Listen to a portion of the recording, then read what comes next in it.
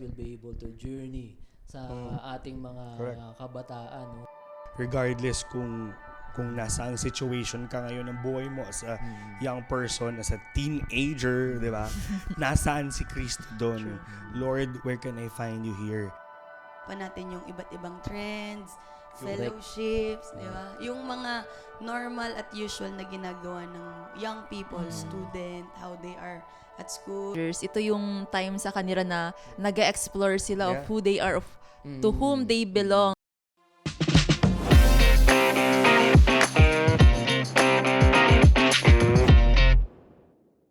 Good day, everyone, and welcome to the Life Like No Other podcast. A life in Christ is a life like no other. My name is Meet, And I am Kayna.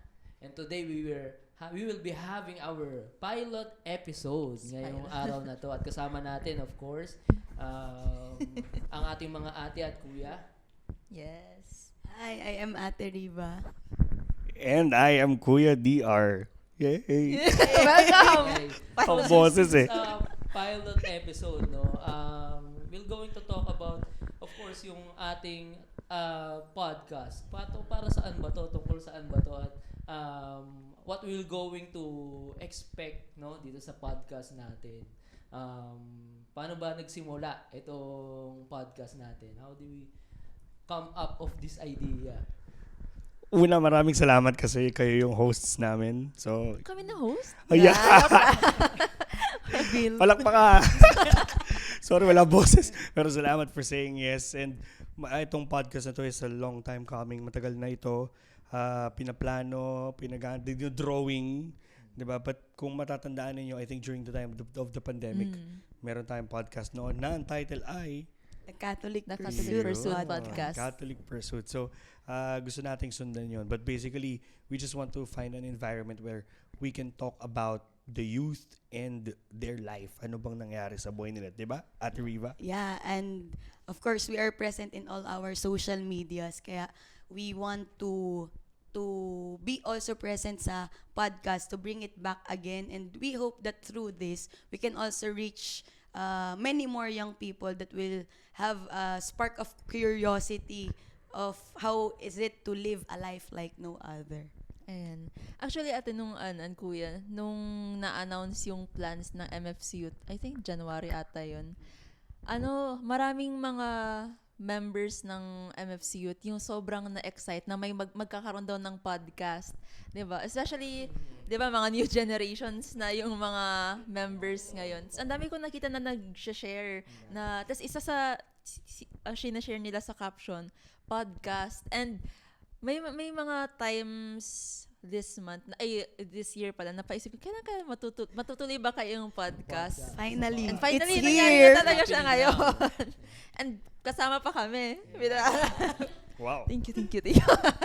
And so for sure, maraming nag-look forward sa mga mangyayaring episodes for the podcast. And I'm sure and we're sure, the team is sure na na yung mga listeners natin, especially yung mga Catholic youth, hindi required na sa community or even yung mga tambay lang sa Spotify will enjoy this series of episodes sa podcast sa pag-uusapan nung na-mention nila ate na yung life of being young, life of being a youth.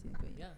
Something to really to look forward kasi probably this podcast will be able to journey sa ating mga kabataan, no? Gaya nga ng sabi ni Kayna.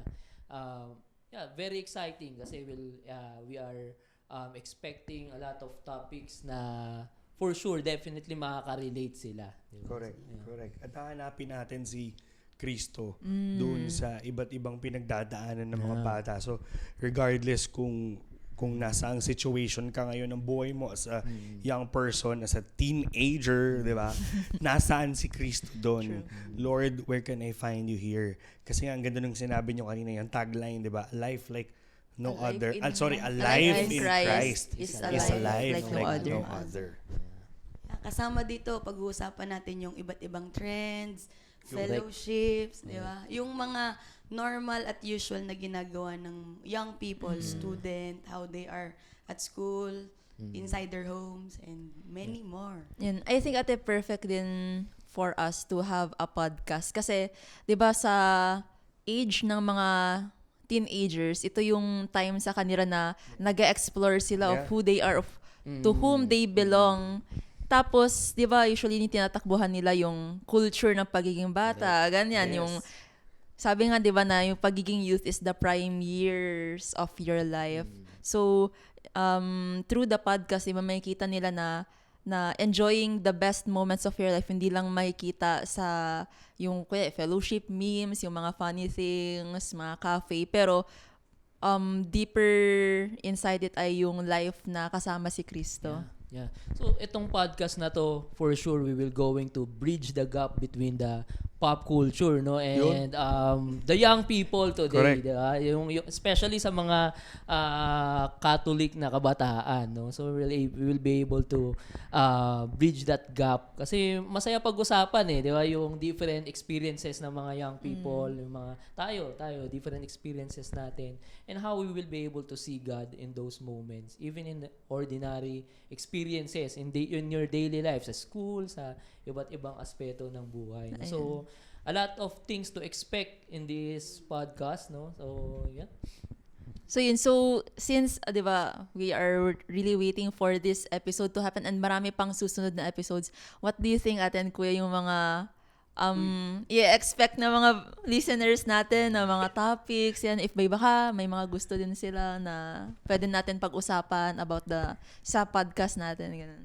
Well, for me, expect ko siguro iba-ibang youth yung maging guests. No? Kasi this is for the youth and by the youth, diba? So gusto ko, sana, expect ko iba-ibang iba-ibang young people ang mag-guest dito, share their experience, talk about how they journey and how they get to see Jesus doon sa situation ng buhay nila. So, sa lahat ng mga gustong mag-guest, pwede yun, ano? Yeah, gusto ko pong pwede. mag-guest sa podcast. Mag-comment kayo. Oo, pwede. Yeah. Sino ang gusto nyong i-guest namin? Yeah. Gusto natin. Yeah. Kasama din doon if you want to have topics na i-discuss Correct. in this podcast. Moving forward, you can also comment it below sa mga episodes natin na parating. Yeah.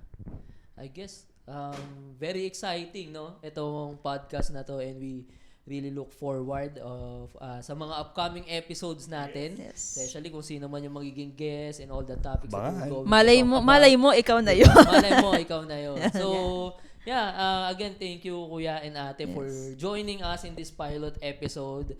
I hope yung mga listeners natin ay makasama natin, no, sa all throughout sa mga upcoming episodes natin sa podcast na ito. Okay, so, yeah. Once again, this is the Life Like No Other podcast. A life in Christ is a life like no other. See you next episode.